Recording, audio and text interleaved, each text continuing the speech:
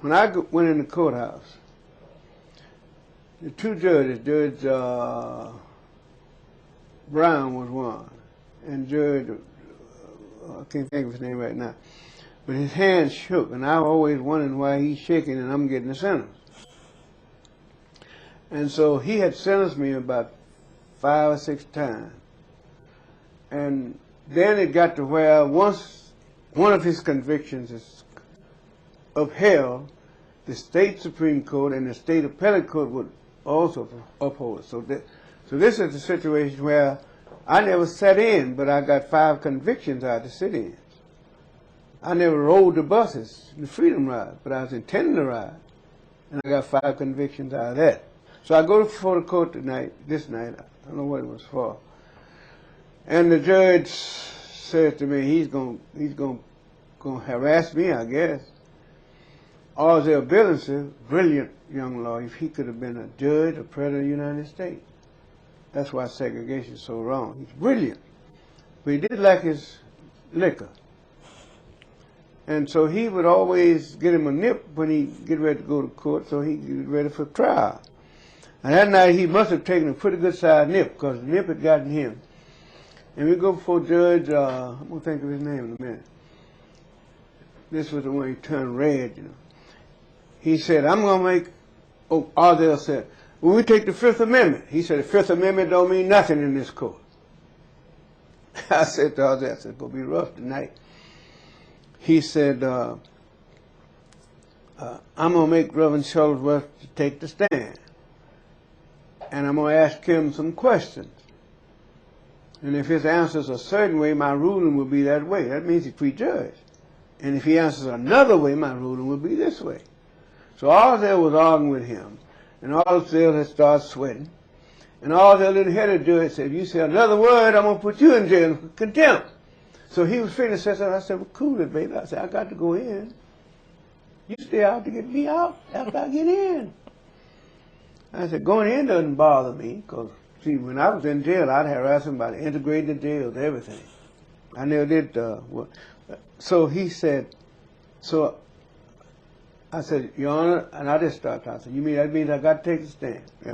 I said, in other words, you are ordering me to take the stand. He said, yes. So I take the stand. He said, I'm going to ask you a question. You heard I said this way and that way. I said, yes, I heard that. He said, I'm going to ask you one question.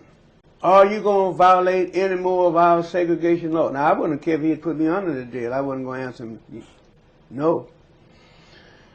I said, I thought harassing him. I said, Your Honor, I'm afraid I won't be able to answer that question according to your expectation. He said, you understand what I'm talking about? I don't know you're going to violate any more of our segregation law. I said, Your Honor, under the fear of, I am restrained, I started telling him, to answer you because I fear that to answer you will not. He said, lock him up. Just that quick. That's the citizens too. And so when I was, on all 4 of the conviction, I was convicted totally. And then when I was going out, he put a $5,000 bond against me, which gave me 5, conviction. Well, that didn't bother me. Now, when the young folk, all of us had to be down there, they call them what? Demonstrators. And of course, one of my trials came up. I've been in about 40-something lawsuits, And I started suing them just like they suing me. And the judge, this was Judge Brown, the one that died on the bench in Bullwood Recess Court. Go get Conway was his name. Judge Conway, he was rough. He said, go get Conway. Anyway, Judge Brown was that day.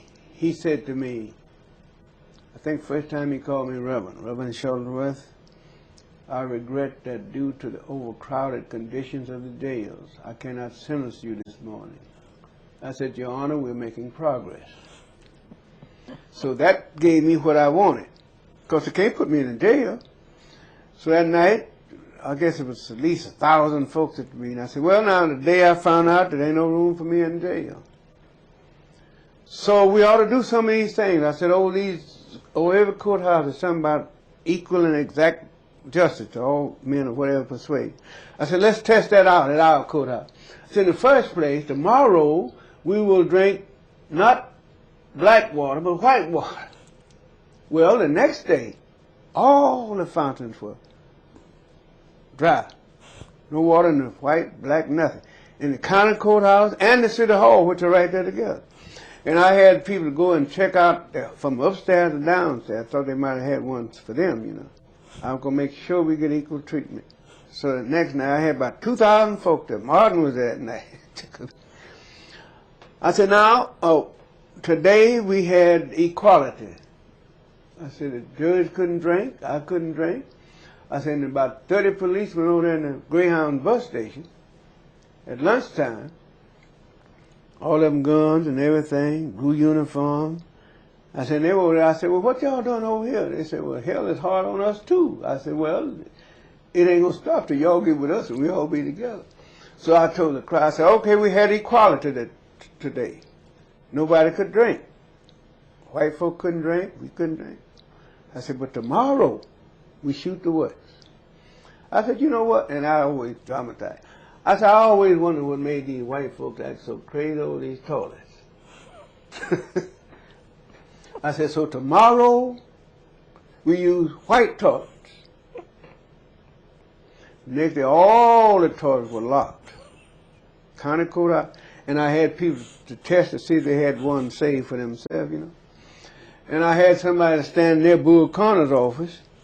I said, if Bull comes out, you come right and get me, because wherever he goes, I'm going. And I'm going to say, Bull, if you use it today, we'll use it together. So that just broke it down, see. But you have to have, I admit that that's, let me come to me, because I think people want to, I always try when I'm talking to people, never to get people to think that I'm any more or I'm not a Superman. I just learned how to trust God. I guess I have to use that word again. And I learned how to believe.